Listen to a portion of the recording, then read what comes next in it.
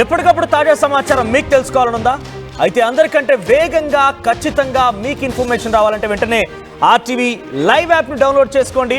So అందరికంటే వేగంగా మీ చేతిలోనే నేషనల్ అయినా, ఇంటర్నేషనల్ అయినా, స్టేట్ అయినా, లోకల్ అయినా ఎప్పటికప్పుడు అప్డేట్స్ని ఆర్టీవీ మీకు ఇలా అందిస్తోంది. సో ఆ లింక్ కూడా డిస్క్రిప్షన్లో ఉంది. వెంటనే యాప్ డౌన్లోడ్ చేసుకోండి. ఆల్రెడీ కనుక యాప్ డౌన్లోడ్ చేసుకొని ఉంటే అప్డేట్ చేసుకోండి. మరొక బిగ్ బ్రేకింగ్ అంతోంది. అఘోరి అలియాస్ శ్రీనివాస్ ను ఆర్టీవీ బృందం కలిసింది. 43 రోజులుగా చెంచల్గూడ జైల్లో ఉన్నటువంటి అఘోరితో ఆర్టీవీ బృందం భేటీ అయింది ఈరోజు. అయితే శ్రీవర్షిని కోసం కన్నీళ్లు పెట్టుకున్నట్టుగా తెలుస్తోంది. శ్రీవర్షిని బాగోగుల గురించి అడిగి తెలుసుకుంటోంది అఘోరి. అయితే శ్రీవర్షిని కనిపిస్తే అడిగానని చెప్పాలని అఘోరి ఆర్టీవీ బృందంతో అన్నట్టు తెలుస్తోంది. ఇక మోకిల కొమరవెల్లి కేసుల్లో అఘోరికి బెయిల్ లభించింది. రాధిక పెట్టిన కేసులో ఇంకా బెయిల్ రాలేదు. వేములవాడ దర్గాకు సంబంధించిన కేసులో కూడా ఇంకా బెయిల్ రావాల్సి ఉంది. అయితే బెయిల్ ఇప్పించే స్తోమత నా తల్లిదండ్రులకు లేదు, అందుకే నేను ఇంకా జైల్లో ఉన్నాను, అమ్మా నాన్నలకు ఏం చేయలేకపోయాను అనేటువంటి ఒక బాధని అఘోరి వ్యక్తపరిచినట్టు తెలుస్తోంది అలియాస్ శ్రీనివాస్. సో శివయ్య కాళీమాతను నమ్ముకున్నాను అని చెప్తుంది శ్రీనివాస్. ఇక నాకు బెయిల్ ఇప్పించాలంటే తల్లిదండ్రుల జీవనాధారమైనటువంటి ఆవులను అమ్ముకోవాలి, అలాంటి దుశ్చర్యకు వాళ్ళు పాల్పడరు, నాకు అలా ఇష్టం కూడా లేదు, ఎన్ని రోజులు అంటే అన్ని రోజులు ఇక్కడే జైల్లో కూడా గడుపుతానటువంటి ఒక ఆలోచనతో శ్రీనివాస్ ఉన్నట్టు తెలుస్తోంది.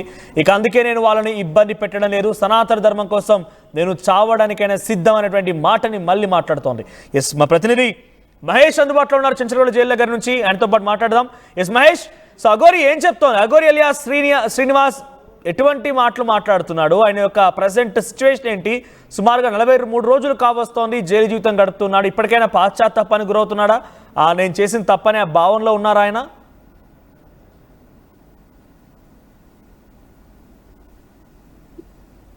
రైట్ మహేష్, వినిపిస్తోందా? Right, continue. అంటే అఘోరి ఇప్పటికైనా పాశ్చాత్తాపడుతున్నట్టు కనబడుతోందా? తన చేసిన తప్పును ఒప్పుకుంటోందా? ఖచ్చితంగా మనది ఇప్పటికే శివ విష్ణు బ్రహ్మ అఘోరి అలియాస్ శ్రీనివాస్ కూడా ఇప్పటికే 43 రోజులుగా జైలు జీవితాన్ని గడుపుతున్నారు. అంటే గతంలో ఉన్నటువంటి కేసుల్లో భాగంగా 2 కేసుల్లో బెయిల్ వచ్చింది. దానికి సంబంధించి 2 కేసుల్లో ఇప్పటి వరకు బెయిల్ రాలేదు అని చెప్పి ఇప్పటికే 43 రోజులుగా ఈ యొక్క జైలు జీవితాన్ని గడుపుతున్నా అని చెప్పి అఘోరి అలియాస్ శ్రీనివాస్ కూడా చెప్తున్న పరిస్థితి. పోయి ఒక అఘోరిని కలవగానే శ్రీవర్షిని ఎలా ఉంది ఏంటి అని చెప్పి ఆరా తీసిన పరిస్థితి, కన్నింటి పర్వతమైన పరిస్థితి. ఎందుకంటే గతంలో ఇద్దరు కలిసి తిరిగిన సంబంధాలను బట్టి చూసుకున్నట్టయితే ఎలా ఉంది అని చెప్పి ప్రధానంగా ఒక అక్కడ కంటతడి పెట్టిన పరిస్థితి ఉంది. అంటే శ్రీవర్షిని ఎక్కడుంది ఏంటి అని చెప్పి ఆరా తీస్తుంది.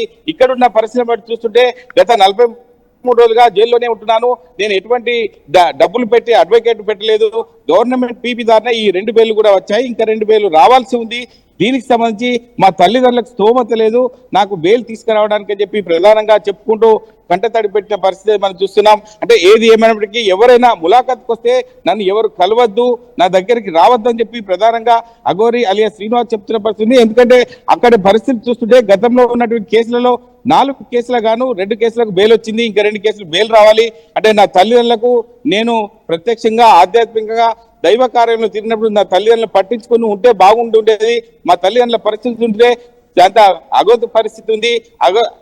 దానికి సంబంధించి ఇప్పుడు చూసుకున్నట్టయితే వారికి ఎటువంటి ఆర్థిక స్తోమత లేదు నన్ను బయటికి తీసుకురావడానికి చెప్పి ప్రధానంగా చెప్తున్న పరిస్థితి.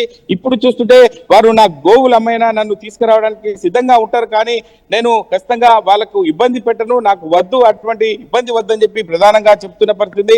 ఎందుకంటే అఘోరి తల్లిదండ్రులు మన గతంలో కూడా సెంట్రల్ జైలుకు వచ్చిన పరిస్థితిలో మనం చూసాం.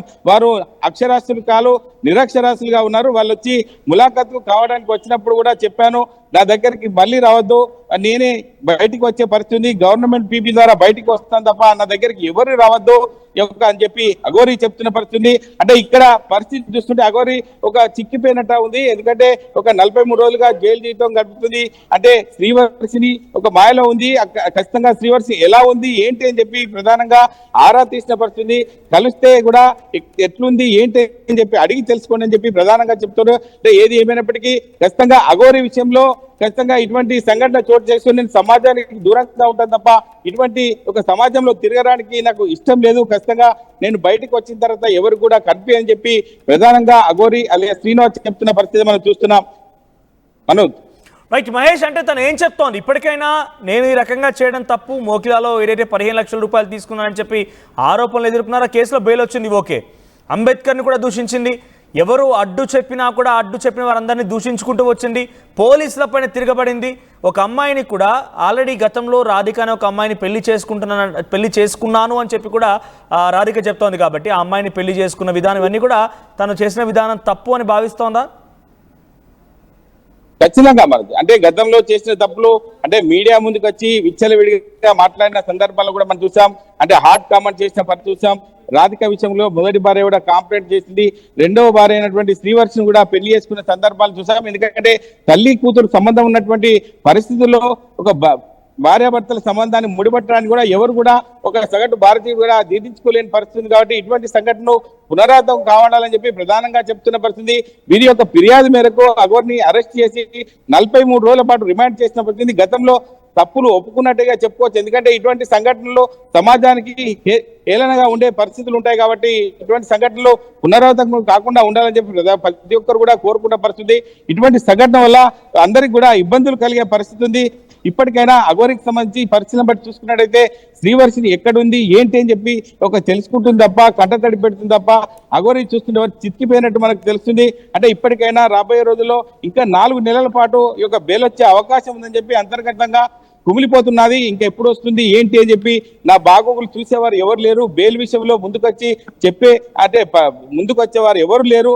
నా తల్లిదండ్రులు తప్ప ఎవరు వచ్చే పరిస్థితి లేదు. అంటే ఎవరు వచ్చినా కూడా ములాఖత్కు రావద్దని చెప్తున్నా. ఎందుకంటే నాకు జరిగినటువంటి అన్యాయాలు కావచ్చు, నాకు జరిగినటువంటి సంఘటనలు కావచ్చు, అందరినీ నమ్ముకొని ఇంత దూరం వచ్చాను తప్ప నేను ఈ మీడియా ముందుకు వచ్చి ఇటువంటి ఇబ్బందులు ఎదుర్కొన్నా అని చెప్పి ప్రధానంగా చెప్తున్న పరిస్థితి మనం చూస్తున్నాం. రైట్ మహేష్, అంటే తన కోసం ఒక చారిటీ కూడా ఏర్పాటు చేశారు. శివవిష్ణు బ్రహ్మ అనే ఒక చారిటీ కూడా ఉంది. దాంట్లో 100 కోట్ల రూపాయలు ఉన్నాయి. తమిళనాడు నుంచి ఒక బిగ్ బిజినెస్ మ్యాన్ తన కోసం సహకారం అందిస్తున్నాడు. కారు కూడా వాళ్ళ పేరు మీదే ఉంది. ఆయనే ఇప్పుడు బెయిల్ ఇవ్వడం కోసం కూడా కొంత తీవ్రంగా ప్రయత్నాలు చేస్తున్నారు. సో ఒక రాజకీయ పార్టీకి సంబంధించినటువంటి మద్దతు కూడా ఆ శివవిష్ణు బ్రహ్మకి ఉందనేది ఒక చర్చ. సో ఇటువంటి విషయాలపై ఆరాధిస్తారా? నిజంగా తమిళనాడులో తనకు తగ్గట్టుగా ఒక ట్రస్ట్ ఉందని, అక్కడి నుంచి ఒక వ్యక్తి తనకు బెయిల్ కోసం ప్రయత్నం చేస్తున్నాడని ఒక చర్చలు జరుగుతున్నాయి. ఇవేమైనా తన దృష్టిలో ఉన్నాయా? తను ఏమైనా ఆన్సర్ చేస్తారా దీనికి? అంటే అటువంటి సంఘటన చూసుకున్నట్లయితే నా తల్లిదండ్రులు దీన పరిస్థితి చూడొచ్చు. అంటే అటువంటి సందర్భాలు ఉంటే మా తల్లిదండ్రులను ఒక మంచి ఉన్నత స్థాయిలో ఉంచేవాడిని కదా అని చెప్పి చెప్పుకున్న పరిస్థితి. అంటే ఇక్కడ చూస్తుంటే ఎక్కడ కూడా నాకు బ్యాంకులో డబ్బులు లేవు, ఏం లేవు. ఖచ్చితంగా నేను ఈ యొక్క ఒక ఆధ్యాత్మికంగా శివయ్య కాళీమాత ఒక స్మరించుకుంటూ ముందుకెళ్ళాను తప్ప ఎటువంటి డబ్బులు నాకు లేవు అని చెప్పి ప్రధానంగా ఇప్పుడు కూడా చెప్తున్నారు. ఇప్పటికి కూడా నాకు గవర్నమెంట్ పీపీ దారినే ఒక సంబంధించిన రావాల్సి ఉంది తప్ప అంటే ఇక్కడ చూస్తుంటే నాకు ఎవ్వరు కూడా నా ములాఖత్కు రావద్దు. ఎందుకంటే సమాజంలో నేను అందరినీ నమ్మి ముందుకు వచ్చాను తప్ప నాకు ఇటువంటి సంఘటన చోటు చేసుకుంటాయని చెప్పి నేను ఎప్పుడు కూడా అనుకోలేదు. ఖచ్చితంగా మీరు కూడా ఎవరు రావద్దు, నా తల్లిదండ్రులు తప్ప ఎవరు రావద్దని చెప్పి ప్రధానంగా చెప్తున్నారు. అంటే బెయిల్ కోసం వస్తే నా తల్లిదండ్రులు రావాలి తప్ప ఎవరు కూడా రావద్దు. ఇంకా 4 నెలలు కావచ్చు, 5 నెలలు ఇందులోనే ఉండి నా యొక్క శివయ్యను కాళీమాతను కొలుచుకుంటా వారిని కూడా ఇప్పటికి కూడా నేను నమ్ముకున్నాను. ఖచ్చితంగా వారు ఎప్పుడు నాకు ఇస్తే ఆజ్ఞ ఇస్తే అప్పుడు బయటకు వెళ్ళిపోవడానికి ఉంటానని చెప్పి ప్రధానంగా చెప్తున్నారు. అంటే ఇక్కడ చూస్తుంటే ములాఖత్కు వచ్చినా కూడా ఎవరిని కూడా పూర్తిగా డీటెయిల్స్ తెలుసుకున్న తర్వాతనే లోపలికి పిలుచుకొని మాట్లాడుతున్నారు తెలిసింది. చాలా మందిని కూడా బయటకు పంపించిన పరిస్థితి. అంటే అఘోరి అలియా శ్రీనివాస్ ములాఖత్కు వచ్చిన వారిని తీరా వాళ్ళ యొక్క సంబంధించిన సమాచారాన్ని తెలుసుకున్న తర్వాతనే లోపలికి పిలుచుకుంటుంది. అంటే ఏది ఏమైనప్పటికీ ఒక కాళీమాతను శివయ్యను పూర్తిగా విశ్వాసంతో నమ్ముకుంటున్నాను.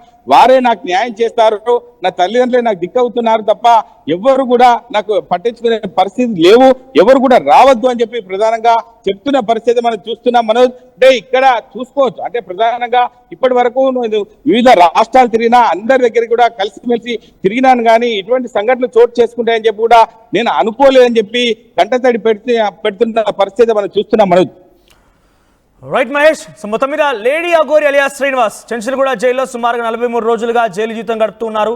సుమారుగా 9కి పైగా కేసులు నమోదయ్యాయి. తాజాగా ఆర్టీవీ బృందం ఈరోజు లేడీ అఘోరి అలియా శ్రీనివాస్తో భేటీ అయింది.